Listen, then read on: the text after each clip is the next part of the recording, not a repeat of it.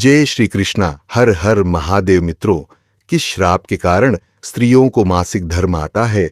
आखिर स्त्रियों को मासिक धर्म क्यों आता है? मित्रों, प्रत्येक स्त्री को हर महीने मासिक धर्म तो आता ही है, पर आज के इस वीडियो में मैं आपको यह भी बताऊंगा कि स्त्रियों को किस श्राप की वजह से मासिक धर्म की पीड़ा होती है, और तो और मासिक धर्म के दौरान स्त्रियों को कौन से कार्य नहीं करने चाहिए।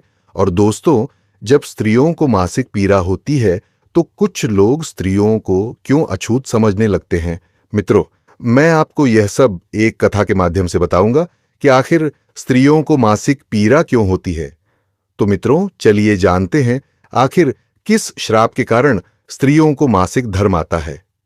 नमस्कार दोस्तों, स्वागत है आप सभी का चैनल हिंदी स्टोरी को सब्सक्राइब करके कमेंट में जय माता लक्ष्मी नारायण लिखे।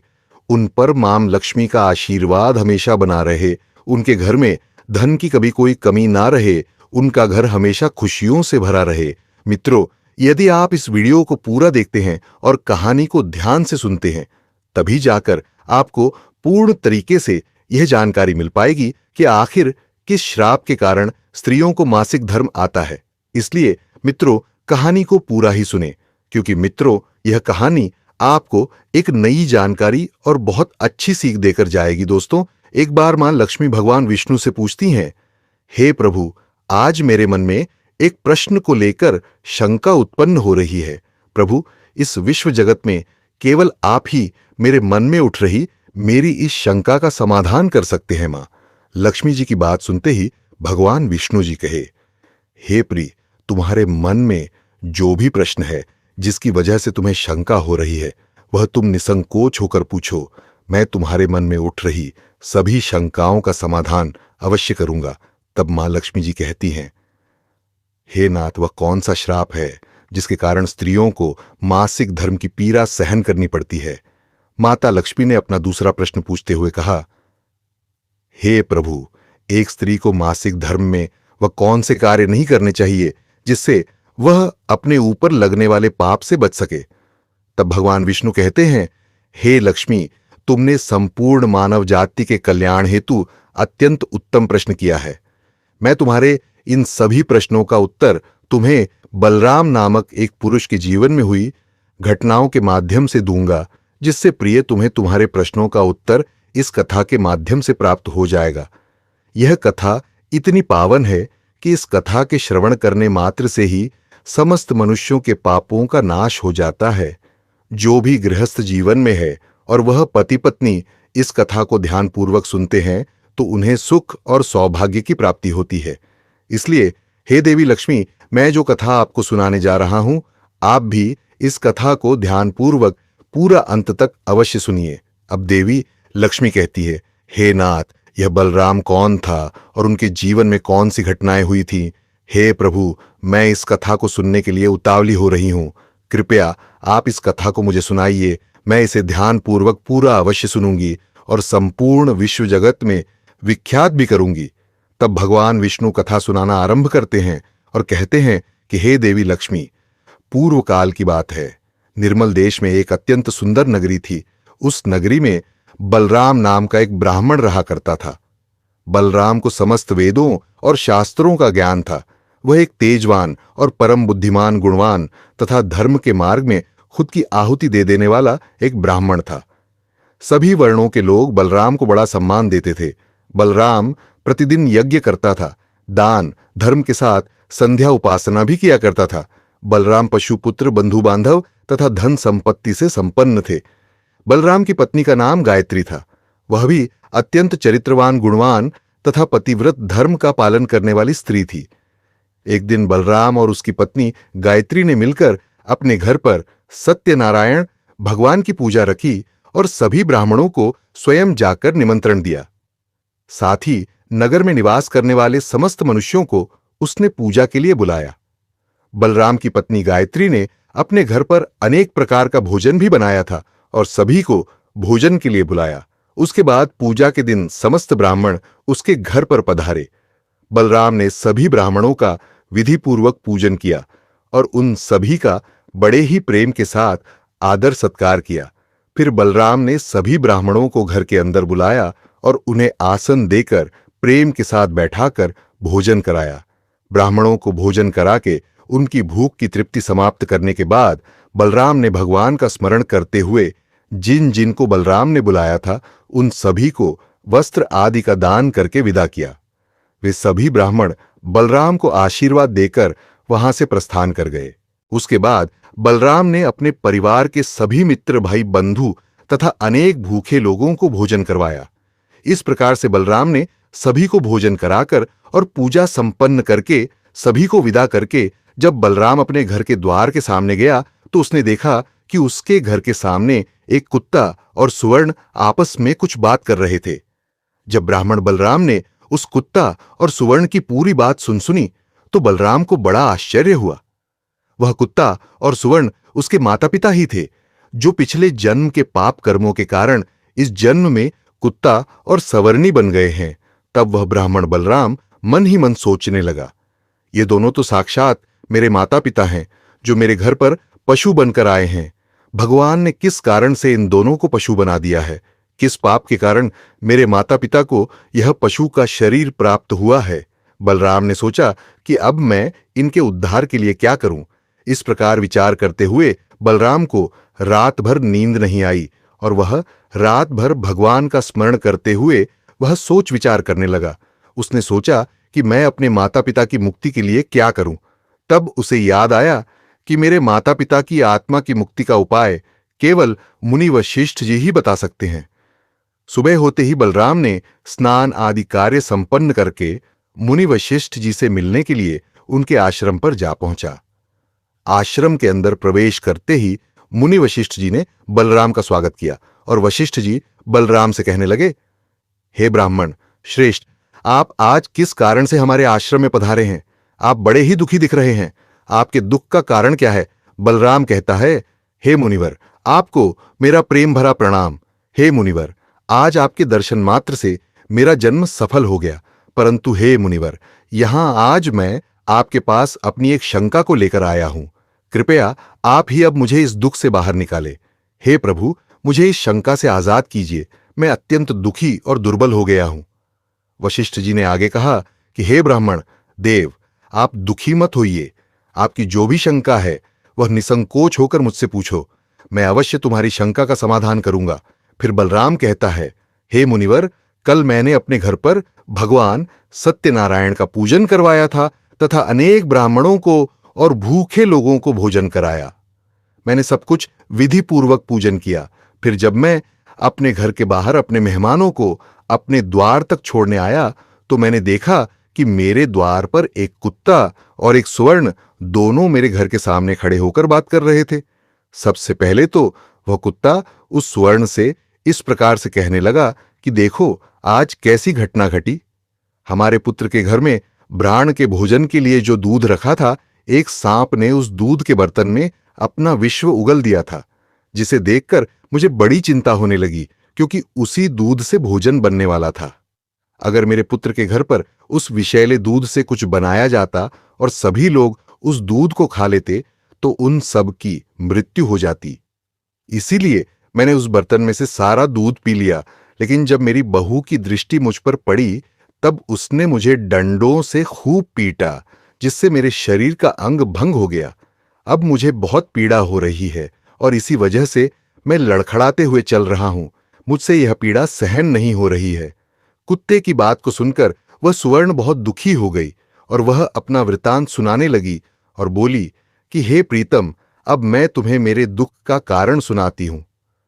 पूर्व जन्म में मैं इस ब्राह्मण की माता थी, परंतु आज इस ब्राह्मण ने सभी लोगों को भोजन कराया, किंतु इसने मेरे सामने घास तक नहीं डाली और ही मुझे जल पिलाया। बलराम बोला कि हे मुनिवर, इसी कारण से मैं बहुत दुखी हूं।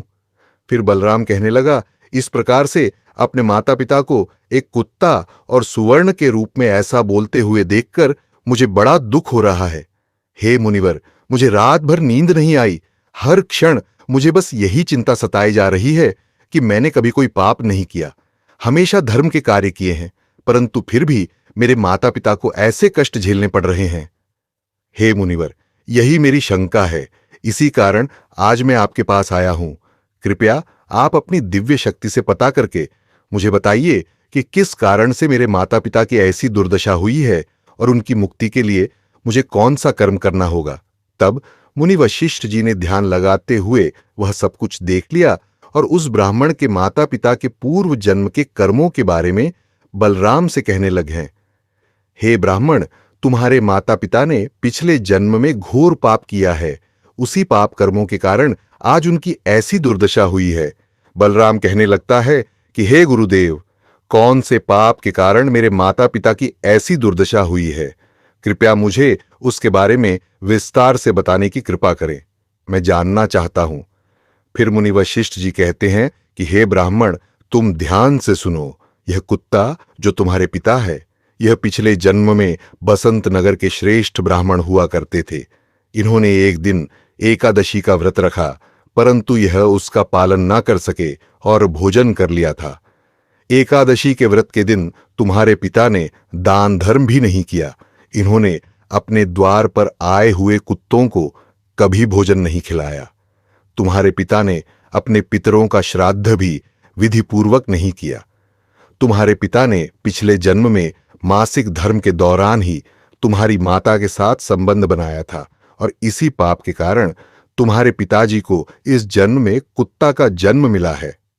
हे ब्राह्मण पुत्र, अब तुम अपनी माता के बारे में सुनो। तुम्हारी माता ने मासिक धर्म में होते हुए भी भोजन बनाया। मासिक धर्म के दौरान ही इसने भगवान की पूजा उपासना की, तुलसी को जल चढ़ाया। मासिक धर्म में होते हुए भी तुम्हारी माता ने भगवान को भोग लगाया। इसी कारण से इसे महापाप लगा है।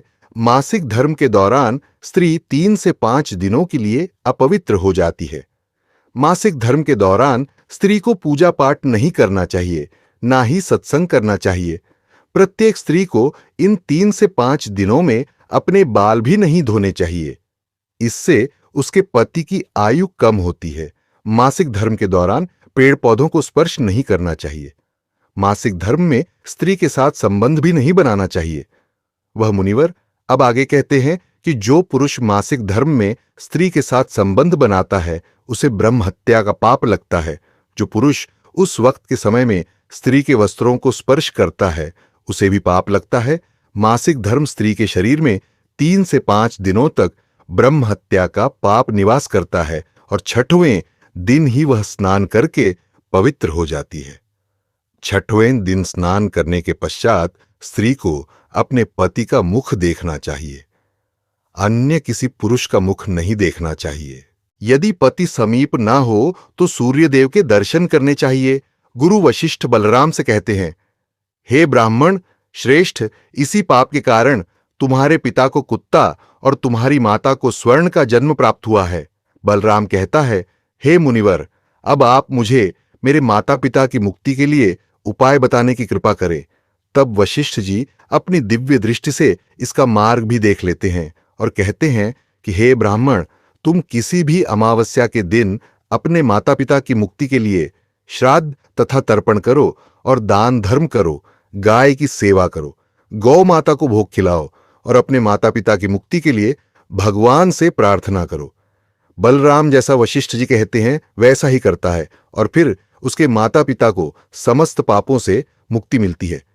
अब भगवान विष्णु देवी लक्ष्मी से कहते हैं, हे देवी, अब मैंने तुम्हें रजस्वला स्त्री को कौन से कार्य नहीं करने चाहिए इस विषय में तो बता दिया।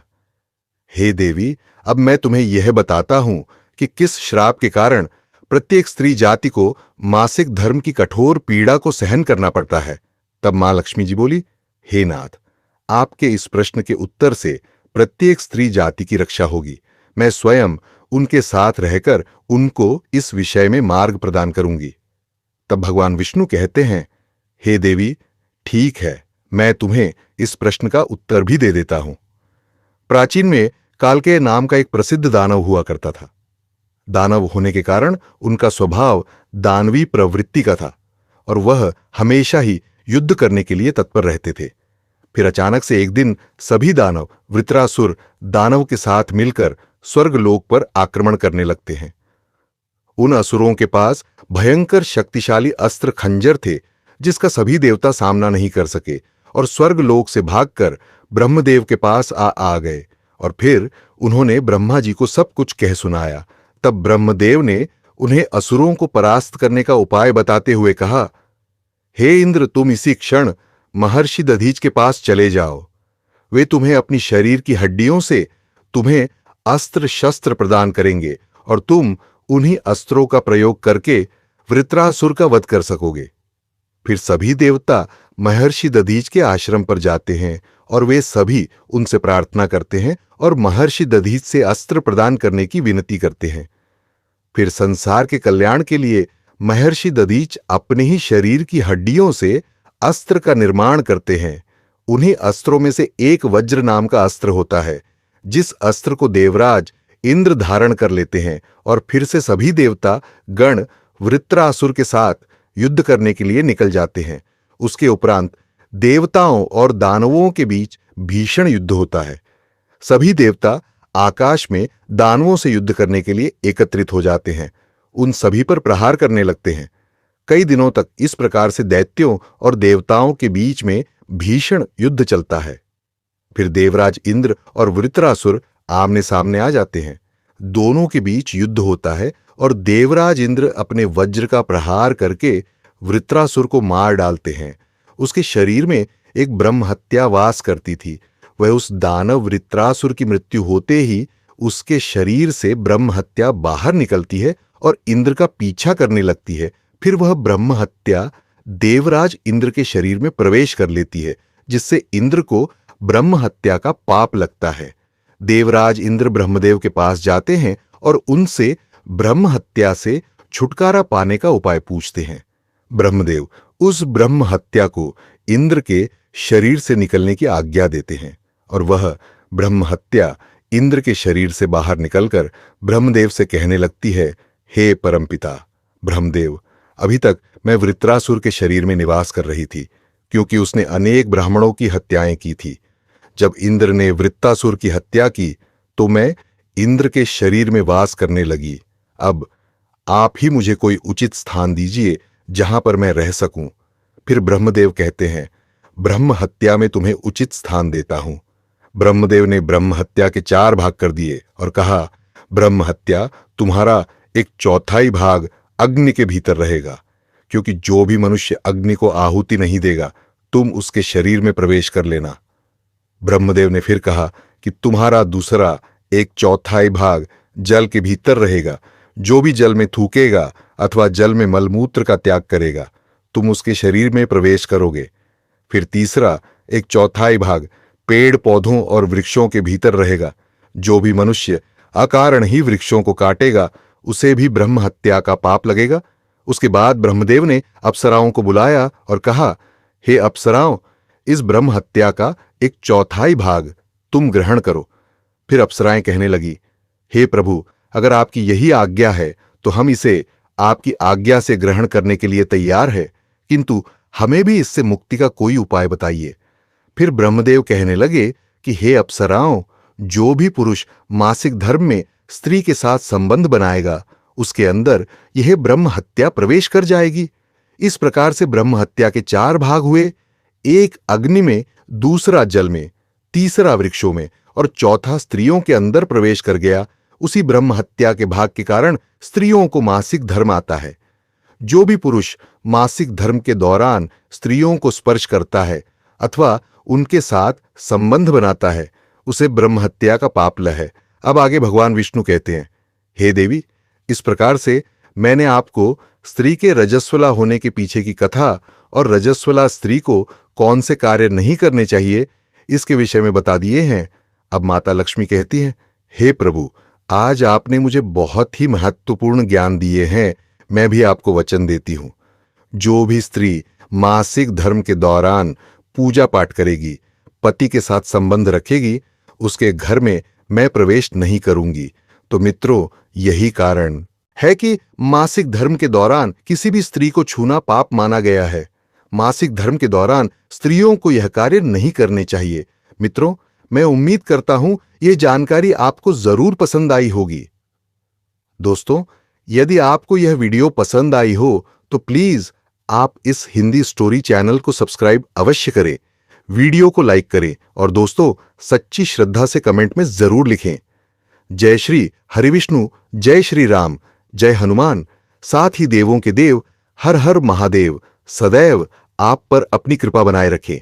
प्रिय मित्रों, अगर आप सभी ने वीडियो को यहां तक देखा है तो वीडियो को यहां तक देखने के लिए आपका दिल से धन्यवाद। जय श्री राम, हर हर महादेव।